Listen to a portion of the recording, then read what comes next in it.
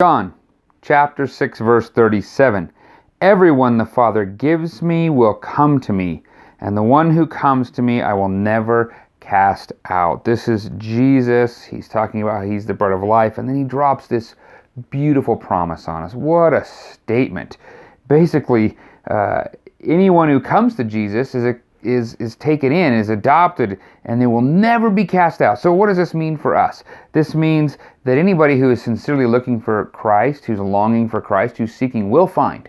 And anybody who's sincerely longing for Christ and seeking will never be cast out. So there's never a time when we're not worthy. We're always in his hand. Once saved, always saved. We see this play out numerous times in the book of John. The same ideas. We are safe with the Good Shepherd. And then there's this little bit at the very beginning. Everyone the Father gives me. There's a picture of election. There's a picture of God, the Father, instigating this salvation. And then when you get to verse 44 in the same conversation, it says this.